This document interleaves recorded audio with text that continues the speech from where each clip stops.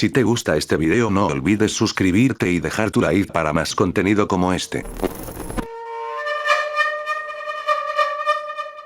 Clara Tapia Herrera, nació el 12 de agosto de 1968, en el municipio de Chiautla de Tapia en Puebla, México. Fue la novena hija conformada por 11 niños en una familia de bajos recursos. Desde muy pequeña Clara soportó muchas agresiones en su familia. A los 4 años sufrió abuso sexual por parte de un pariente. La mala experiencia hizo de Clara una niña llena de miedo, y por la misma causa evitaba contacto con las personas excepto por su hermana Cruz, por quien sentía un gran apego. Clara tenía un carácter muy reservado, se le dificultaba socializar con personas de su misma edad. Al ingresar en su escuela siempre se le podía ver solitaria, y no solía compartir actividades recreativas con sus compañeros. Para mayor infortunio, un maestro de la misma institución abusó sexualmente de ella. A pesar de todo, Clara era muy inteligente y siempre cursaba la primaria con buenas calificaciones. En su adolescencia su timidez aumentó más. No asistía a los eventos escolares, y pasaba la mayor parte de su tiempo encerrada en su cuarto dedicada a estudiar, tanto así que al terminar la secundaria destacó como una de las mejores estudiantes de su curso.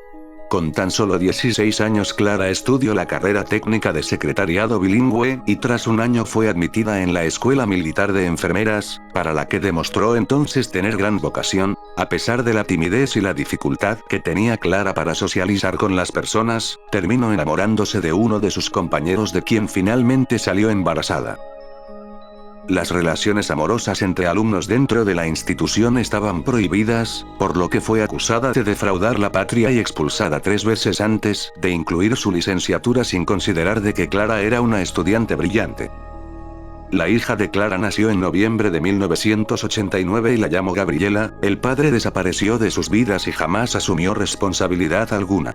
En 1991, Clara intentó formar una familia y contrajo matrimonio. La pareja tuvo una hija llamada Rebeca, y poco después un hijo llamado Ricardo. Mientras se encargaba siendo el sostén económico de su familia, haciendo cualquier tipo de trabajo para darle de comer a sus hijos, comenzó a vivir situaciones de maltrato por su esposo. El hombre era alcohólico y siempre la golpeaba e incluso la obligaba a tener relaciones sexuales con él frente a sus hijos. Además despreciaba a Gabriela por ser hija de otro hombre.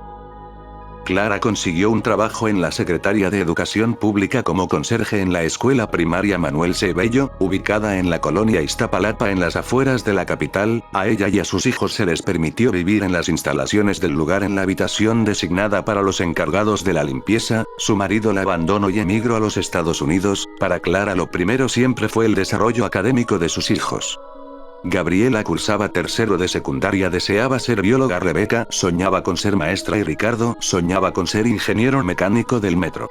Con el deseo de cumplir sus sueños y darle una gran calidad de vida a sus hijos, creó un fondo de ahorros para poder comprar una casa, con el cual llegó a juntar 80,000 pesos, pero lo que ganaba en su trabajo no alcanzaba para mantenerse. Necesitaba aumentar sus ingresos y eso la impulsó a buscar otro empleo de medio tiempo por las tardes. En un golpe de suerte, encontró un trabajo como empleada de limpieza en una casa de exhibición de muebles, donde conoció a Jorge Iniestas Salas, el vigilante del lugar.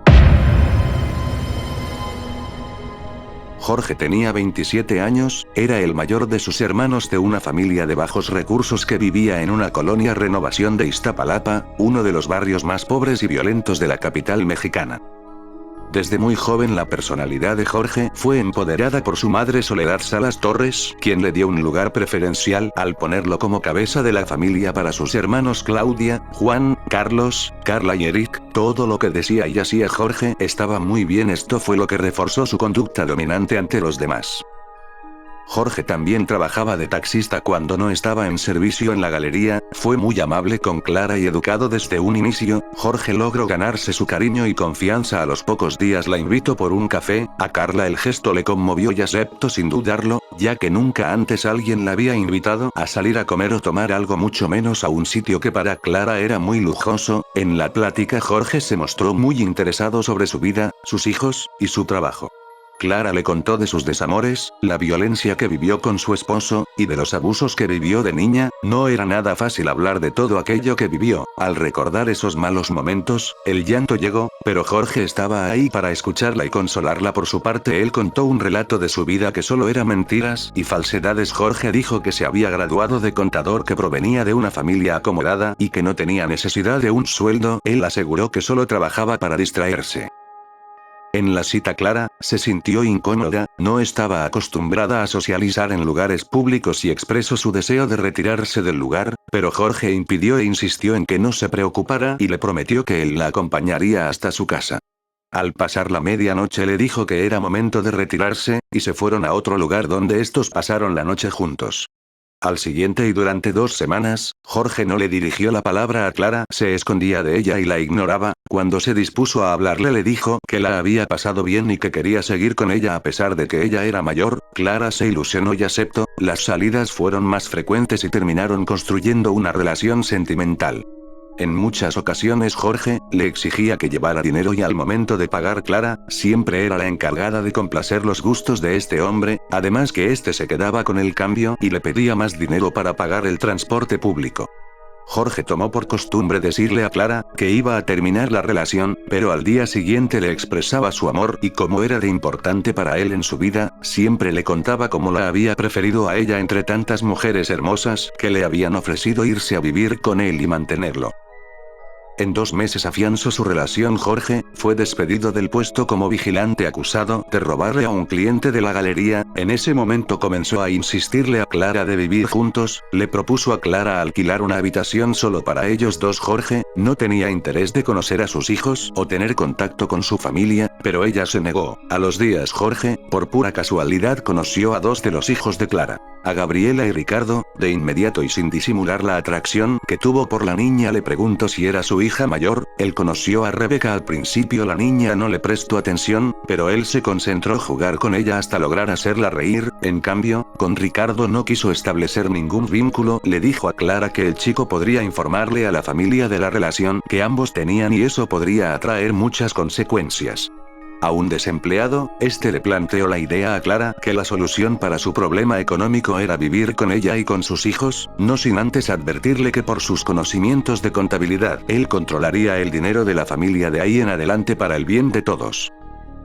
3 meses después de haberse conocido, se instaló con ellos en la conserjería de la escuela. Desde ese momento fue muy atento con las niñas, y siempre las llenaba de regalos. Jugaban y hablaba con ellas en las noches, siempre se ofrecía a llevarlas y recogerlas del colegio y las acompañaba siempre que tenían que hacer un trabajo o si iban a alguna excursión. Él siempre estaba ahí todo el tiempo para las niñas.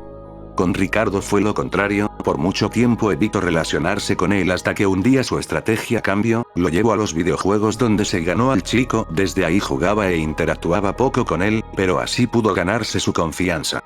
Al tiempo Jorge inventó un juego para demostrarle a los niños lo unido que estaban. Tomó el álbum familiar de Clara y quemó una de las fotos. Era su forma para decirles que no necesitaban a nadie más y que juntos construirían su propio mundo. En la mente de Clara, se fue forjando la idea de que Jorge era una persona superior, alguien más inteligente que ella y que siempre tenía la razón. Clara, perdidamente enamorada y contenta al ver a sus hijos felices, poco a poco se fue alejando de sus parientes. Cuando ellos iban de visita donde Clara vivía, Jorge siempre se escondía, pero no sin antes ordenarles que los echará de la casa. Jorge se concentró en estar solo con Rebeca y Gabriela, convenció a Clara de que era normal que él viviera con las niñas de un cuarto separado, mientras ella tenía que estar con su hijo en otra habitación. Aprovechándose de lo mucho que hablaba a solas con los 3 hijos de Clara, Jorge les hacía creer que tenían una mala madre y que él los iba a defender, pero había una condición para poder cumplir con esa promesa. Les exigió que le informen todo lo que Clara les dijera y les prohibió llamarle mamá, porque según él no se había ganado el título. A Clara le comentó lo que supuestamente pensaban los hijos de ella, y todas las ideas eran negativas con los niños a su lado. Comenzó a humillar a Clara cada vez, se iba siendo más frecuente dejarla encerrada bajo llave en la conserjería, mientras él salía a pasear con sus hijos. A primera vista se le notaba que su preferida era Gabriela, siempre la llevaba de la mano o la abrazaba, mientras caminaban por la calle siempre le ofrecía ayuda en sus tareas, o la acompañaba a la biblioteca. Gabriela se sintió muy especial con tanta atención que recibía de este tipo y finalmente todo terminó en un amorío a escondidas de Clara. También le prohibió tener amigos tanto a ella como a Rebeca, diciendo que todos sus compañeros eran una mala influencia. Les encargó a ambas vigilarse mutuamente y mantenerlo al tanto de todos sus movimientos. Las mismas atenciones que tuvo para Gabriela, las empezó a tener para Rebeca. Una noche Clara saltó de la cama por el llanto de Gabriela, y los ruidos que venían de la cocina. Se acercó para averiguar qué es lo que pasaba, y cuando se acercó descubrió a Jorge abusando de Rebeca, mientras Gabriela solo los observaba de inmediato. Clara trató de separarlos, pero él de una forma amenazante le dijo que no soltaría a la niña y que estaba enamorado de ella. Entre llanto Gabriela le contó toda la verdad de su relación oculta con Jorge, y la confesión que éste le hizo sobre no querer tener algo serio con Clara, ni siquiera ser su amigo. Jorge se defendió diciendo que ellas habían actuado por su propia voluntad, y le dijo que no le importaba la edad y que cuando una mujer lo hacía sentir algo él se arriesgaba. Este desafió a Clara, y dijo que estaba decidido a seguir con sus hijas, por lo que era imposible que ella pudiera hacer algo para impedirlo, y de ser así, él se marcharía de la casa. Gabriela y Rebeca les suplicaron que no las dejara y terminaron dándole la razón en todo, como siempre lo hacían. El maltrato y las humillaciones no paraban contra Ricardo, pretendiendo que solo era un juego. Jorge lo golpeaba para probar su resistencia al dolor. En vano Ricardo le rogaba que se detuviera.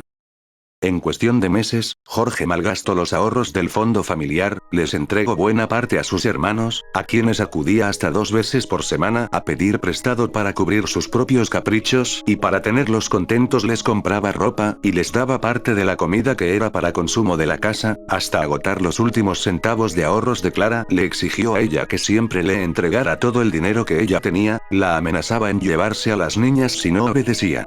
Le quitó su tarjeta de cuenta bancaria donde le depositaban su sueldo y empezó a endeudarse en nombre de ella para comprarse ropa, celulares y aparatos electrónicos. Con el control total del dinero que éste tenía, fue privando a Clara y a su hijo de forma elemental. Según él, Ricardo y Clara no se merecían nada.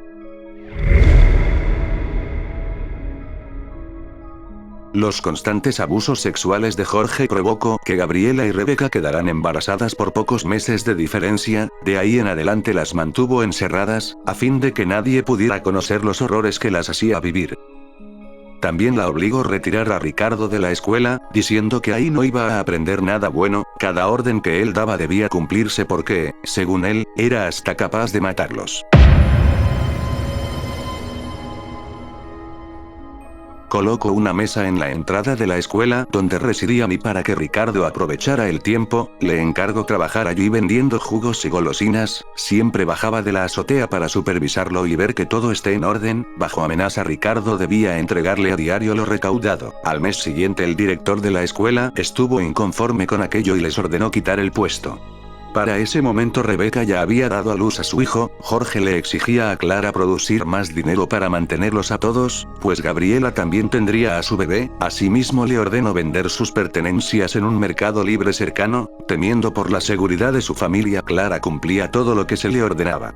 Al ver que el puesto en el mercado no rendía, consiguió un empleo nocturno encargado de limpieza en un cine. La jornada comenzaba a las 10 de la noche y finalizaba hasta las 6 de la mañana.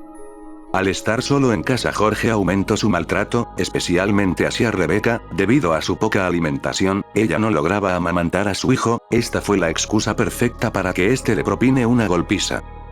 Gabriela, embarazada de nuevo, debía encargarse de la alimentación de los bebés por mandato de Jorge. De las pocas veces que Clara se pudo acercar a sus hijas, Gabriela, ya con traumas, le pidió que dejara el trabajo nocturno, porque cuando Jorge no estaba se transformaba un monstruo y era capaz de cualquier cosa.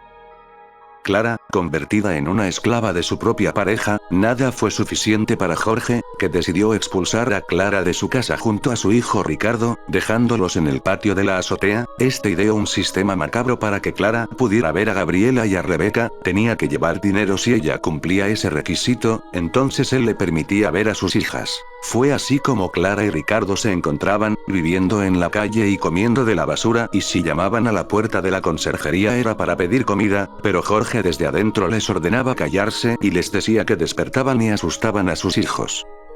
Ricardo pedía limosnas para poder juntar dinero y evitar ser azotado. Rebeca y Gabriela volvieron a quedar embarazadas otra vez de Jorge, de modo que Clara y Ricardo tuvieron que juntar cartones para conseguir el dinero que este tipo exigía. El 18 de julio del 2009 ocurrió un asalto en la conserjería. Jorge, alarmado, decidió llevarse a todos a la casa de su familia. Jorge le dijo a Clara que si trabajaba y le entregaba el dinero, sus hijas estarían bien y que pronto podría volver a verlas.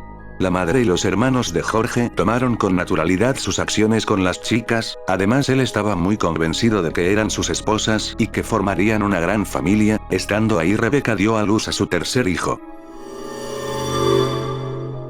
Una tarde Rebeca aprovechó que la única ventana del cuarto estaba abierta y se asomó en busca de ayuda, pero para su desgracia Jorge entró y al ver lo que hacía enfureció y la golpeó con un tubo hasta dejarla sin vida. En su locura pensó que podía revivirla si la hacía amamantar a la bebé recién nacida, pero fue tan fuerte el golpe en la cabeza que la dejó sin vida.